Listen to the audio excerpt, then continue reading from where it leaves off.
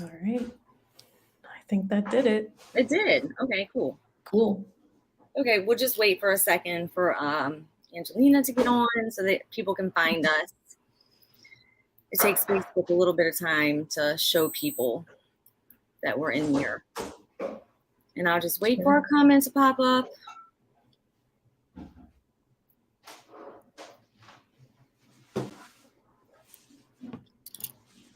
I think I can see YouTube comments come up here too. If my kids are on their YouTube, they'll see it because they follow me now.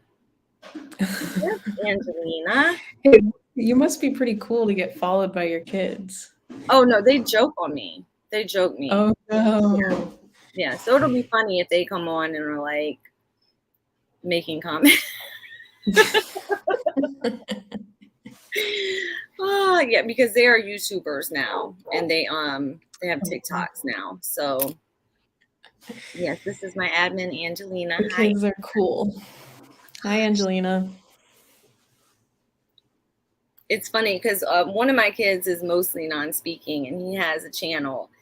And if you see, I will never give out their like handles or anything. But if you watch it, like you know exactly what he's saying because he'll be like, and then he'll be like, Wendy's. That's so funny. I love that. I love like YouTube culture, like the fact that literally anyone can just have a channel and talk about whatever the heck they want and people watch it. It is cool. It's not for everyone, but no, it's not. You know. Find your people almost. It's like things that you want to watch. Yeah. All right, I'm gonna take my ticker off real quick, and Angelina is putting up the links. Thank you, Angelina. Thank you. I'm gonna take this off. Okay, and we will get started. Welcome, book lovers. I am your book club host, Megan Ashburn, and I run the page Not an Autism Mom. Not many people put that together, actually, from the book club. It's like I have two different identities, so that's kind of cool. And we are here with Paige Amanda, who is a children's book author and lives in New York. Which borough again? Brooklyn. Lives in Brooklyn, so that's cool. On the East Coast with me. And yeah, so we're here to talk all about your books and all of the things as usual. So tell us about yourself, like what you're up to. Give us a skinny on you, Paige. Sure. I mean, it's kind of weird now because usually I identify as a nanny because that's always been my vocation. Like I'm a caregiver.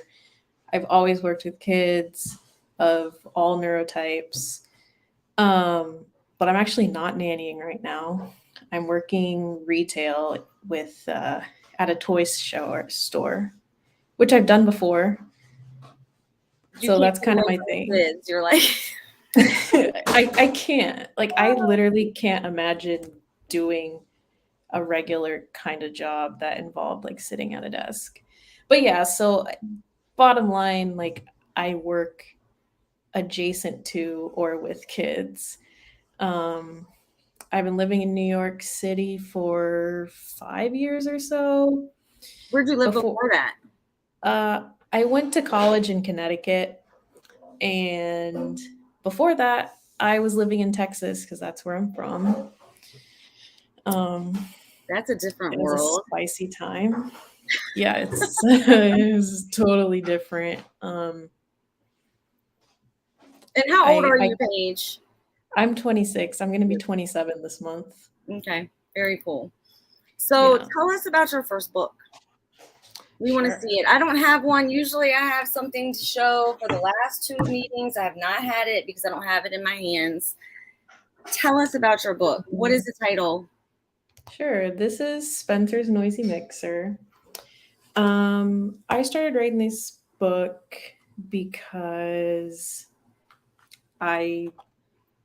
there weren't like books featuring autistic characters. There's a lot of books these days that are kind of like euphemistically about disabled people. It'll be like, oh, like this head of broccoli doesn't know how to follow social cues. And it's like, oh, this is an allegory for autism. And I was kind of like, I'm not really about that.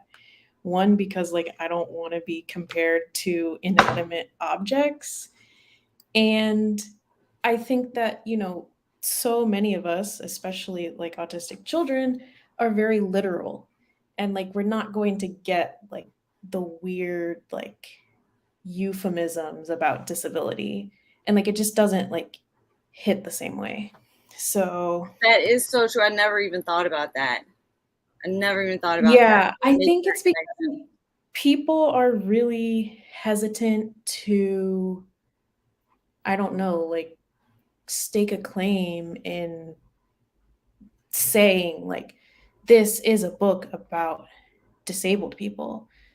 I think, recently there's been more of a push for people to have like explicitly like LGBTQ characters instead of, like having like, I don't know, two chickens who are both like female in the book and like, oh, like now it's like there's actual like humanoid characters I have that seen that. I have seen that. are more so depicting like queer families, which like I think is great.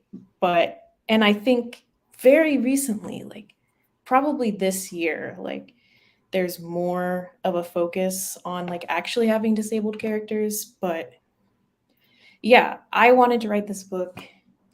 It's influenced by my experience, usually working as a nanny with multiple kids who have completely different needs. Um, and so basically, like the plot of Spencer's Noisy Mixer, Spencer, who is situationally speaking, somewhat non speaking, um, gets a mixer for her birthday because her special interest is baking. Um, and her younger sibling, Sid, is like, oh, like that's cool. Like, until like the mixer turns on and it's loud and it's overstimulating and like Sid has a sensory meltdown. So I can totally see that happening. yeah. um, Like, that's so cool until you actually turn it on. exactly. So basically the family comes together and they're sitting and they're like, well, what can we do? And Sid says, I just need a helmet for my ears. And one of the parents who is also autistic, it was important to me that at least one of the parents was also autistic because first of all, so often like autism runs in families. Like it definitely runs in my family, whether like people have come to terms with that or not.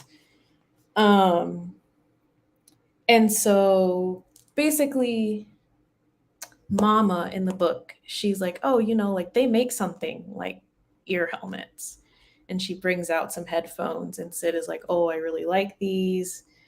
And so Sid gets ear defenders, and um, then they're able to, you know, safely be in the same room with Spencer while Spencer is using her mixer. Show us some more of those illustrations because I absolutely Sure. love them. My husband's family has they have gaps in their front teeth. Oh And so I yeah. was immediately drawn to the kids. Yeah, so Sid and Spencer are kind of both me at different times in my life. I don't well, let's see. I might have a picture on my iPad of me as a kid, and I feel like honestly I look like both of them. I feel like now I look more like Sid because like I have shorter hair, but While you're looking it's for kind of a that, I just mismatch. want to say, like, I love that.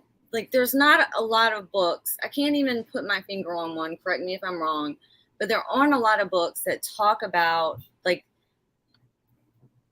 competing sensory experiences, like when you have one person who has like, you know, problems with loud noises, and then you have another kid who's like a sensory seeker and like makes all the loud noises, and having to blend those together is, you know, and then you have another person, you have like several people in a family that all have different needs, and like that's hard to mesh them together. So I have not seen a book that addresses that.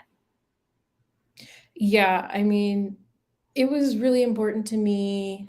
First of I mean, like, so many things were important to me in writing this book, but, like, it was important for me to show, like, children that are autistic that are assigned female at birth and who have some of the lesser known or, like, lesser identified traits.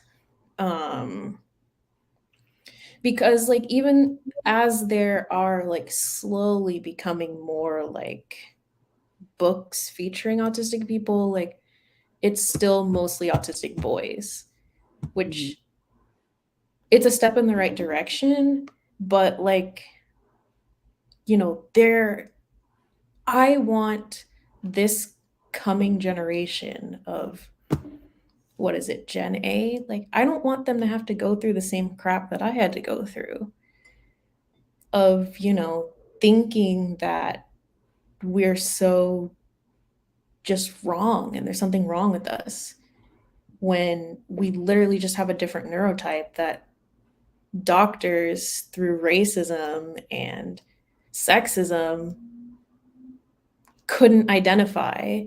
And, like, I'm hoping that eventually that's just going to seem ridiculous. But now, like, even now, it's still like, oh, it's like talking to a brick wall with some of these professionals.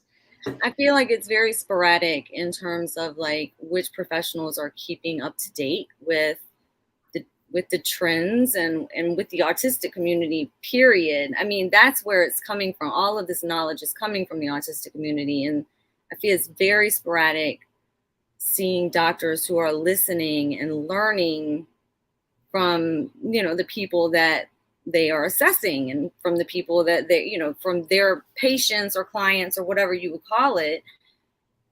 It's way too sporadic. Yeah. I did find the picture of Oh, let me. me see.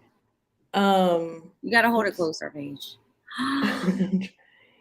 Look at So you. I actually just learned that this thing that I'm doing with my hands is called finger posturing. Yes. And it is, a pretty common autistic trait. I literally did not know this until like probably 30 minutes ago when I saw it on like, it was one of like the big like SLP accounts. And, like she was showing like kids doing this thing, which like I love to do. And I literally did not know that that actually had a name.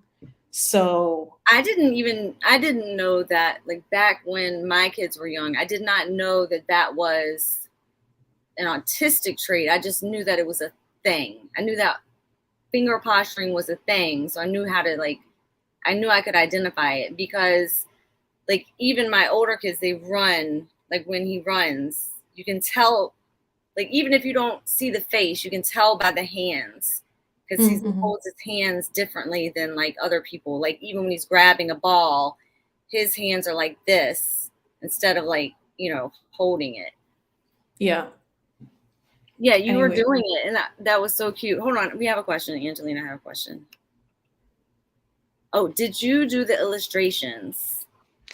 I did do the illustration. So That's I unique. when I was writing this book, one of my friends who like is a traditionally published author was doing like a writing class. And so I wrote two manuscripts, this one and my book that's about to come out. Um, and I was considering submitting the manuscripts to like major publishing houses, like Simon and Schuster, Penguin, like etc. But, I started talking to people, and the kind of consensus was that, like, because I am still learning every day how to be an illustrator, I wasn't going to be able to be accepted as an author illustrator by the major publishing houses. Right.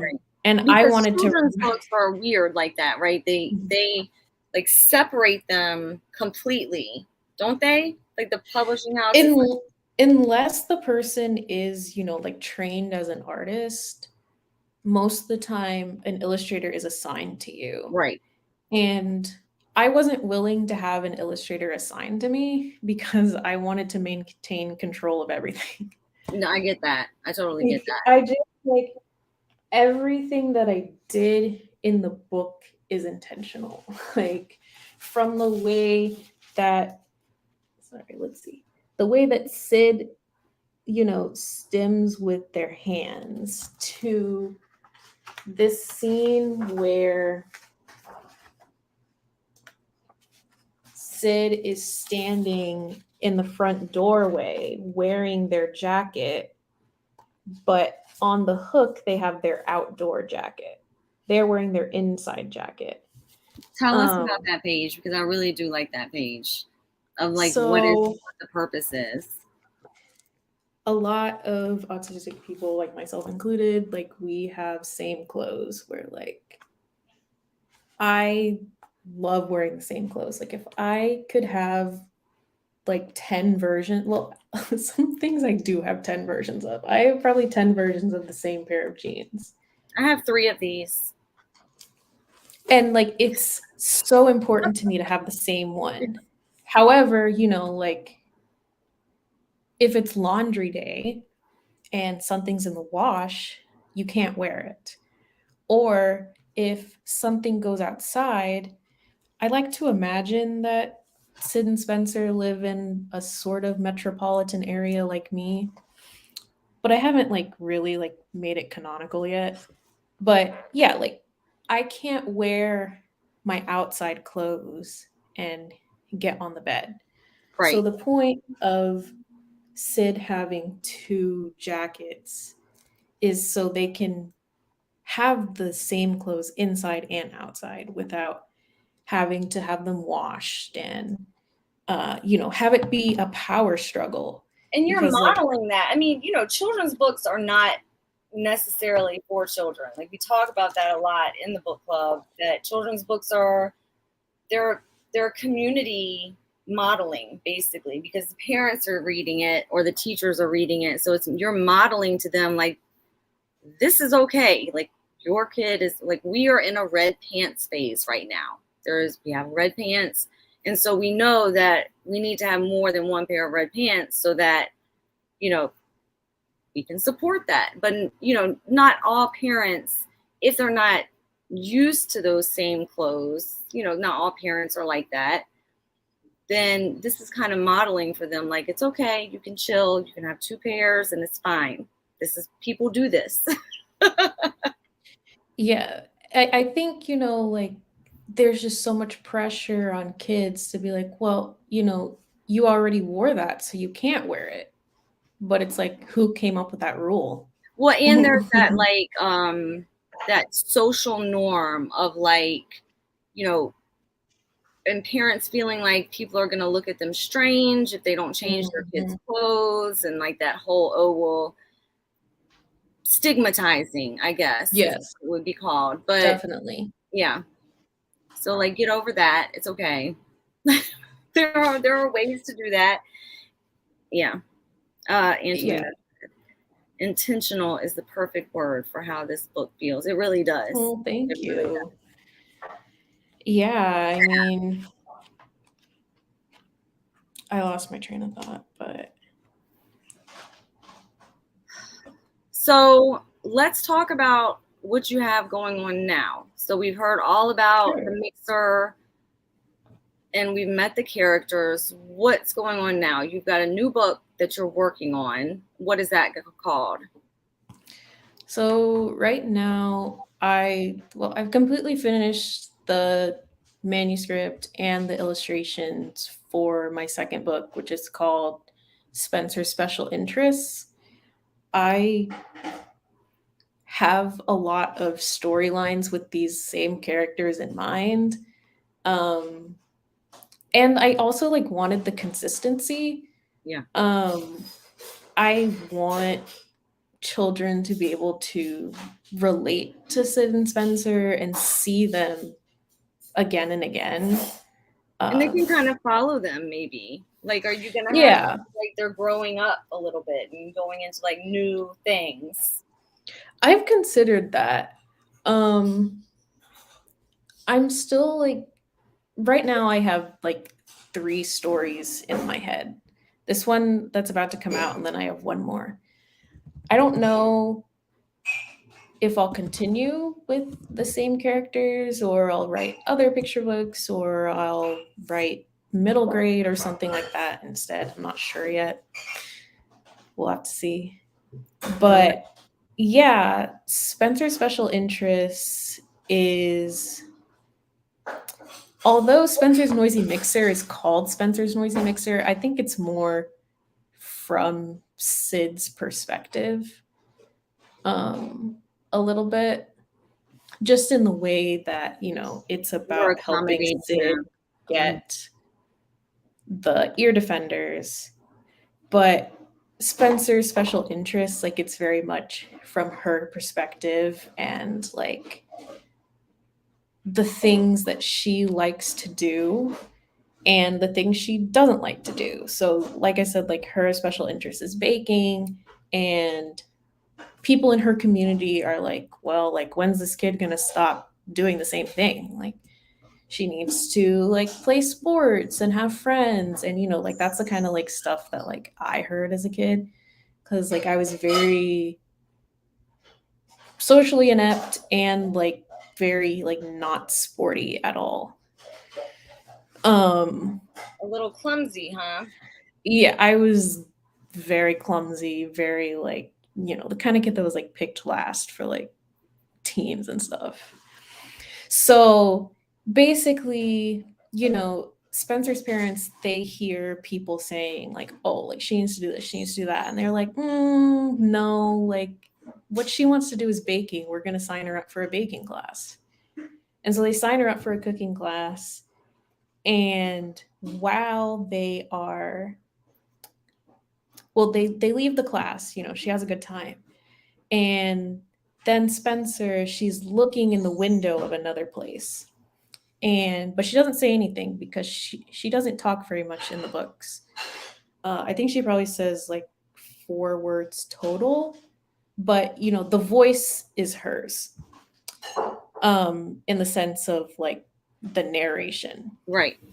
um and so she doesn't say anything about what she sees in the window. She just asks her librarian at school for a book on what she sees. Which I guess I can say it. Like I've kind of kept it like weirdly under wraps what this book is about, and I don't Well, really you know can tell why. us. It's just a teeny tiny group of 10,000 I people. know, I So know, it's not like we're gonna spill any secrets. I know. This can be like my like Hannah Montana moment. Like you guys can like keep it secret. Anyway, so like she sees like a gymnastics studio, and she asks her parent like, what is that? And she's like, oh, that's gymnastics. And so Spencer asks for the book from the librarian about gymnastics, and she reads it, and she's like, this is so cool. But she doesn't tell her parents, like, oh, like this is something I want to do. She just keeps, sort of like immersing herself in learning about gymnastics. And finally, one of her parents, they see the signs, they see that she was telling them something without speaking.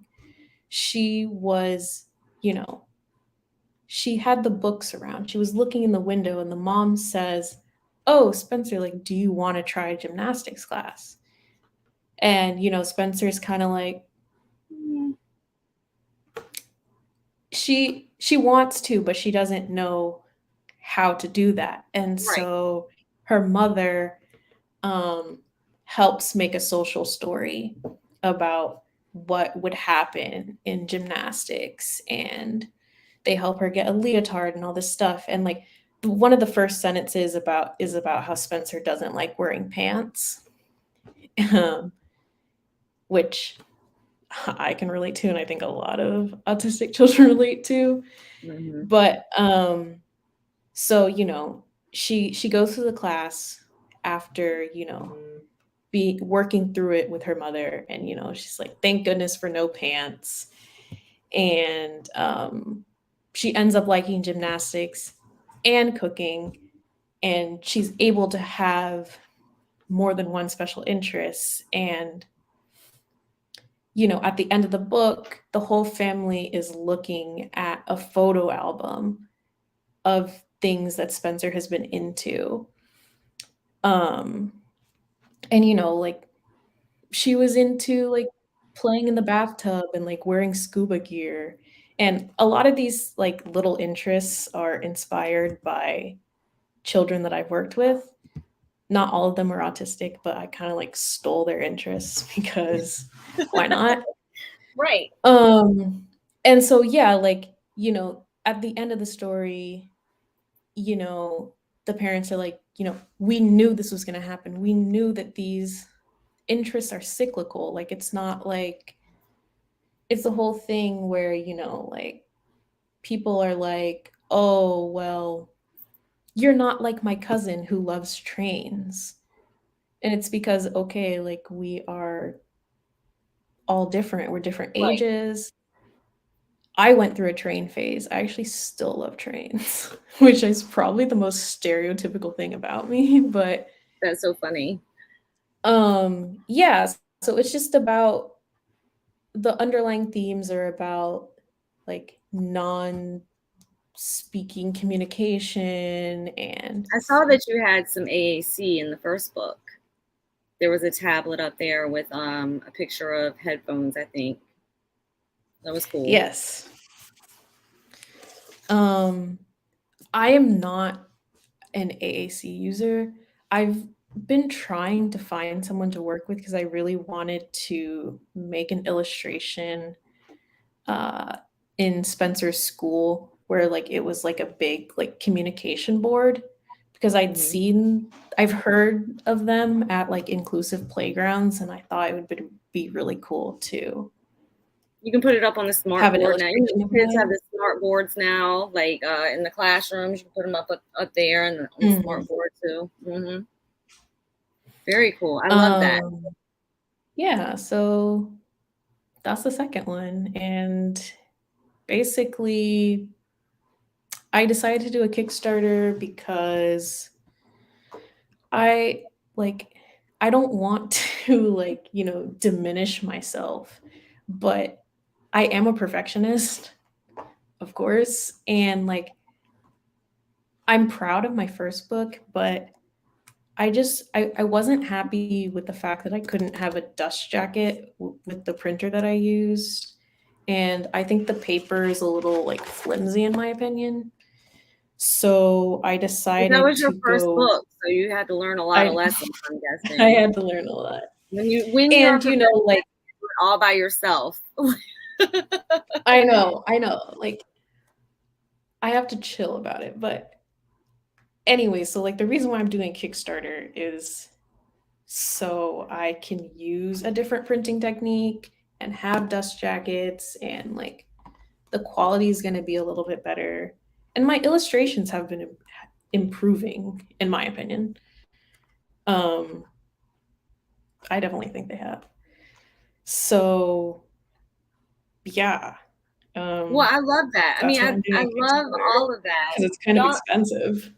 yeah, so support the Kickstarter, and we'll definitely support the Kickstarter some more because the Kickstarter ends soon. It ends this month. So we definitely want to make sure that we're supporting your next project because it's obviously amazing. I love the first book. The second book will Thank just be you. even better. And I like how, I mean, I know that you have lots of running themes through the book, but I love how the parent is following the kid's lead, Spencer's lead on like letting Spencer decide what they want to do, and even if Spencer's scared, right? Like that anxiety is always there, right? Because Spencer's been baking for however long and now wants to venture out, but knows that it's scary because, I mean,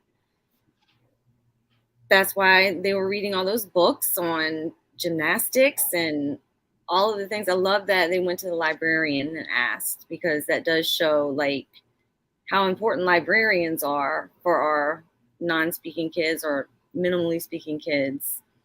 That's amazing. Thank I'm you. excited.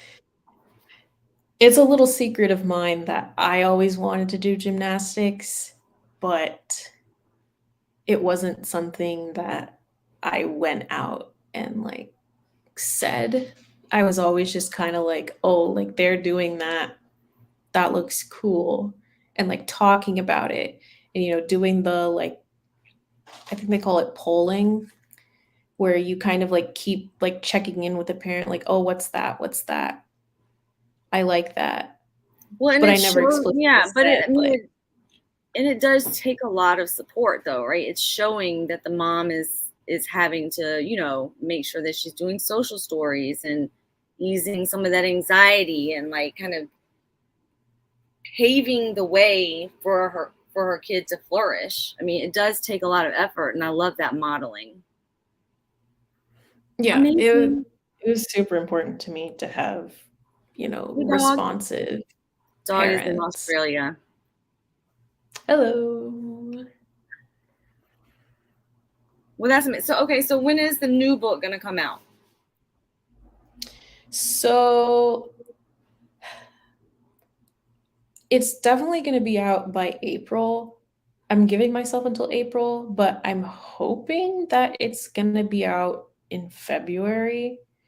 It just Ooh. kind of depends on how quickly the printer finishes the book. And so basically, like, the book will be printed overseas. It will be sent to the United States, to a warehouse in New Jersey. And I'm going to pick up all the Kickstarter rewards, and like some extra books to sell through my website and sell at fairs and stuff like that. And then they'll go out. Um, but with all the delays, like you don't I don't want to say like, oh, it's definitely going to be out in February when like I'm not totally sure, like who the heck knows what's going to happen. I totally get that. You have ambitions for it to be out in February, but I totally get that. Yeah. Oh, hiya, Paige. Love your work. Yes, there have been a couple Thank of people you. saying how much they love your work.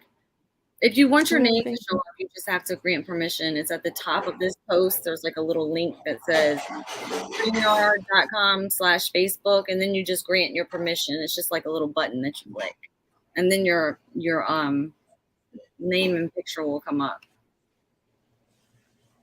Cool. It's weird on StreamYard because we're in a closed group, so it doesn't want to out people, I guess. Okay. Yeah, privacy issues. So, all right, so we're excited about that. We've got all your links up, and definitely, Thank you. let's definitely help with the Kickstarter.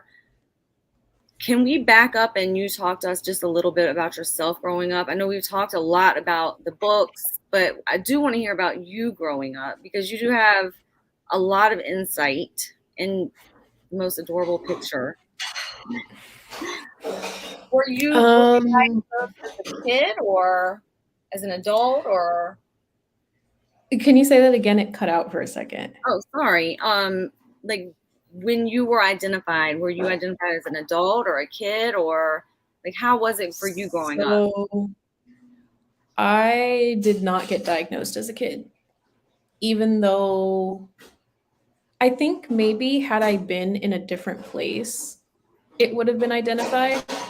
But, it's Texas and like there's a lot to say about that. But I had pretty common autistic traits as a kid. I had very, very severe selective eating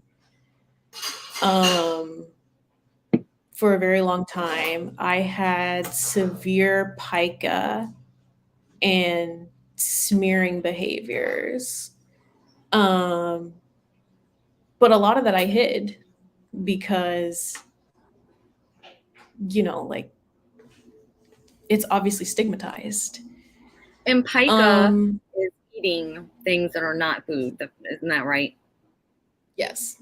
Okay. So, yeah, like all kinds of things that are not edible. Like my favorite thing to eat was like, that like weird, like it's kind of like slime, but it's called phloem. Yeah. And it has like little like balls in it, and it's like stretchy and stuff. I loved eating that. I loved eating soap bubbles. I had a lot of like pica that went unaddressed. Did you get sick from that? I mean, that's like toxic stuff, right? I mean, so the thing was, like with my smearing, I got a strep throat infection every week. And I got a lot of illnesses in elementary school. But they were just like, oh, like, I don't know, your tonsils are just overactive. And, as a kid, like, you're not making the connections. I didn't make the connections until like I was way into like being an adult. I was like, I mean, oh, you really like there's have a to know reason about, why. Yeah, like you have to know about germs and all of like bacterias and stuff. Like you don't know that stuff when you're a kid. Yeah. And yeah, so like beyond that, I always had trouble like making friends at school. I didn't speak at school like not really until like 4th grade. Like I would occasionally talk, but like I had severe anxiety and like what is it? Mutism. So, like there were times in my childhood where like people would talk about me and be like, "Oh, like Paige doesn't talk. Paige doesn't eat this. Paige doesn't do this." But like it was never like, "Oh, like let's refer Paige to see a specialist." It was just like, "Oh, like I'm smart enough that like it's not a problem." Because I was hyperlexic. I read at 3. Wow. Yeah. Yeah. So that's that double-edged sword, isn't it? Like, yeah, it is. Yeah. Mm-hmm. So like nowadays they would have identified you as like 2E or something, like twice. Yeah, twice exceptional. Yeah, that's a double-edged sword right there. Whew. Yeah, I think, if I were a kid right now, I think I would have been identified, but like I think, it was just the too smart and not white boy. So it just didn't get identified. I am actually going in for a diagnosis next week. It wasn't something that I plan to pursue because like it's super expensive. But being in New York, there are more resources. Mm-hmm. There's more ability to, be seen by people and have it not cost, like thousands of dollars. Yeah. So I'm like a little bit excited about that. I like for a long time I was like, I don't need this. Like I don't need the validation. Like I have the obvious traits. Like I don't know of any person that like engaged in smearing behaviors and like had like the kind of pica I did that doesn't have some sort of disability that like pretty much always points to autism. Yeah. So, I was just like, I don't need this, but an opportunity has arisen, so I'm going to take it. Wonderful. Yay. Wonderful. If it's good for you, it's good for me. I'm I happy for I'm you. down. Yeah, I'm I'm happy for excited. you. That is exciting when opportunities like that present themselves. And it's when you were talking, it made me think that it was even the fact that your your outward traits, they were quiet traits. So Yeah. they didn't bother other people as much. So it was because you were, I mean, there, I don't know if they were secret traits, but they weren't loud traits where everybody was knowing, you know. Yeah, I mean, I was just pegged as sensitive. Like I cried all the time, which I now know is like, it's the more like internalizing meltdowns. Yeah. I think, when kids are safer and, you know, under certain circumstances, like, you know, they're able and there is a need to have like more externalizing meltdowns, but like I wasn't able to do that as like a Black child with, really strict parents Yeah. who, and like being in Texas and like, I'm also queer and like that wasn't obvious to me at first, but looking back, like it's extremely obvious because like all of this is interwoven, but um yeah, I definitely, it's so important to me that, other like autistics that are assigned female at birth, like see someone like me and can relate and see themselves and, professionals see me. Um, because so many of them just don't. And they're going to read your book and they're going to be able to identify with the characters in the book. That's everything. I hope so. That, I mean, that really is everything. To be able to say, oh, they're just like me. Like, that's amazing because you didn't have that growing up. No. This interview is giving me all the feels. Okay. All right. Once you went to college, did you find more community? Were you able to find more people that you could identify with and belong? Funny enough, I actually still didn't know I was autistic in college. My like situational speaking like came up again, and I just thought that, I don't know, like I was just lazy, or something was wrong with me, like because all the professors were like, you don't ever talk in class, like you don't ever engage, like you're not trying.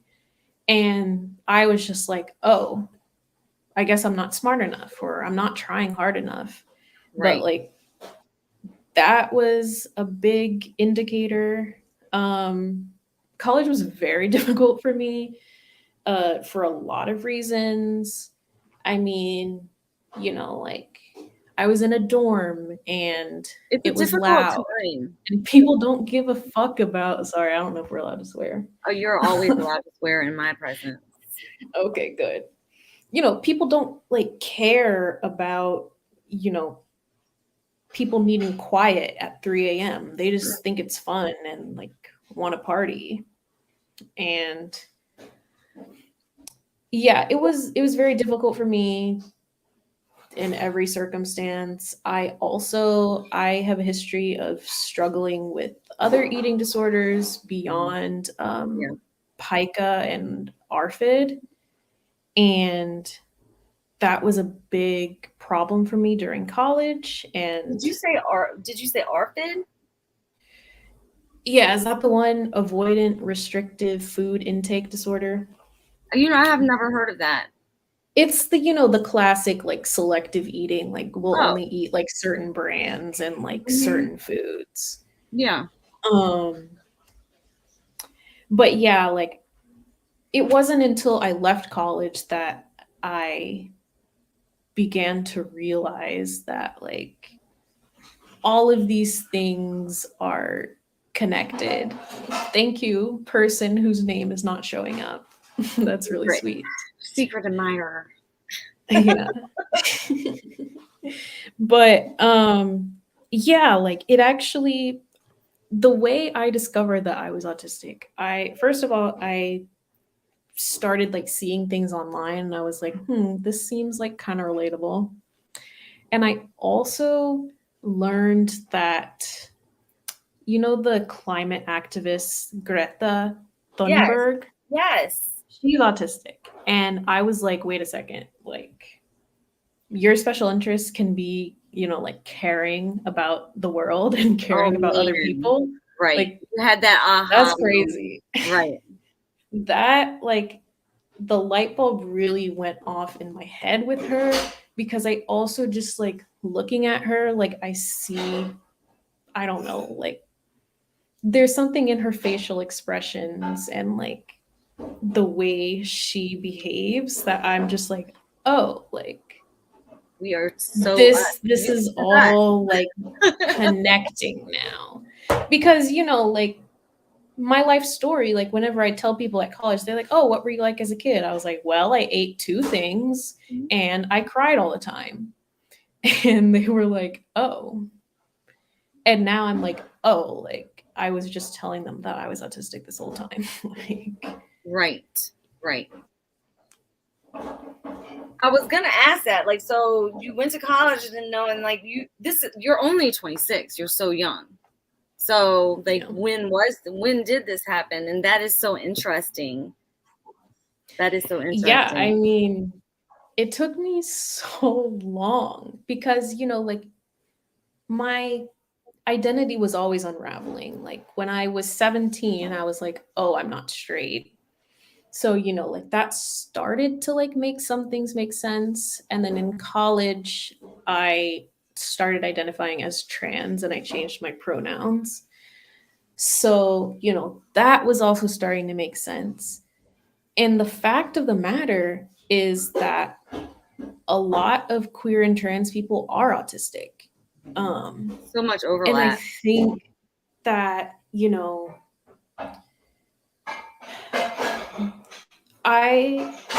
one of my life goals among many is to reach out to more queer and trans people because I think that, you know, those of us who like really, really struggle are struggling because there's something else. Like there's the third thing, there's a third option, and it's being autistic. And like people are still just like something's still not, you know, hasn't been uncovered yet.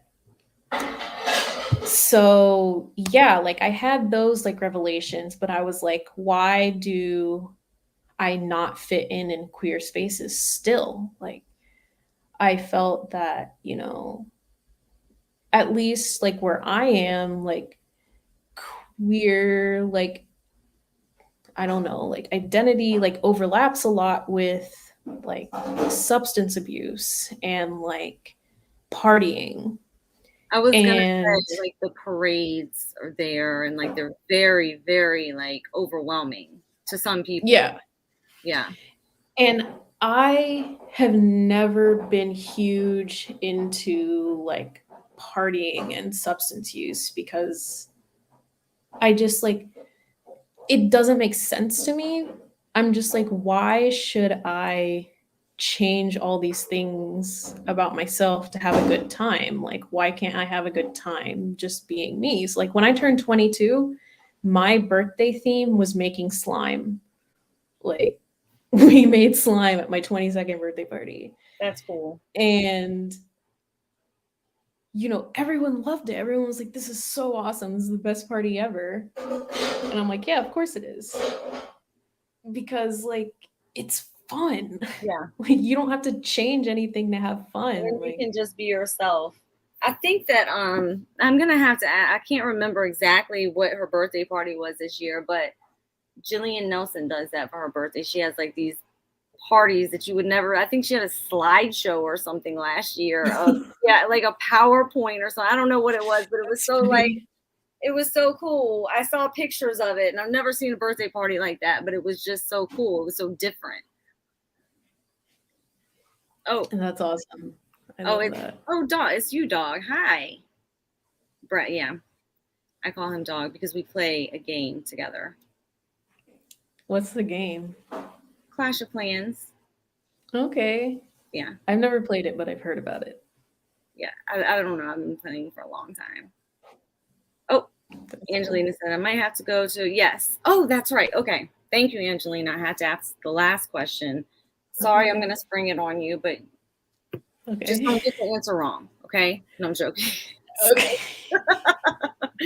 Okay, so my final question that I ask all of our guests is if you could give one piece of advice to the parents of newly diagnosed autistic children or a newly diagnosed autistic child, what would it be?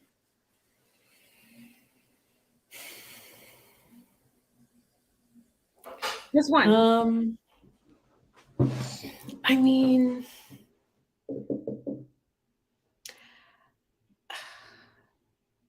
what comes to my mind is just like, it's not about you. Like, it's about, your child's brain. Like, please don't make it about you and about your expectations and your, dreams for your kid because, like, even neurotypical kids, like, completely, like, surprise their parents with, like, what they wanna be when they grow up or how they end up identifying or who they get married to or have kids with or whatever, like, it's not about you, like, it's about your child's journey and their identity and their life, um, and, like, I think most parents, like, they have, 18 years to really, like, figure out who their kid is. And, when children are diagnosed early at, 2 or 3, they haven't had as much time to, like, really, like, settle into, like, having a different idea of who their child is going to be. And I I think never thought of it that way, Paige.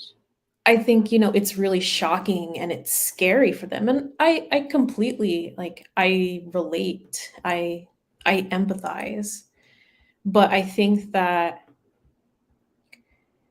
you just have to from the time you even think of having a child, you have to be open to them being any variety of things, and I think if you are open to that, the diagnosis isn't as scary or um, upsetting. You're just like, oh, like this is a plot twist. And I definitely think that there are millions of beautiful things in life that are plot twists. I've had a lot. That's amazing. Wow, great answer. I feel like I should have an applause button up here. I have been so That interested. was totally on the fly. I've never even thought of that question. Wow, and you killed it. Definitely. That was amazing. Thank you. That is amazing. And I was just talking about this to some other parents and they're just parents of typically developing kids, and we were just talking about all of our kids and how, like, when we first had our first kid, like how we thought they were going to be little mini me's, you know what I mean? Yeah. Like, oh, I'm going to raise them in my image, and they're going to be just like me but better. And then they actually come out and it's like, who are you? Like like you're like not me at all. So it's like shocking.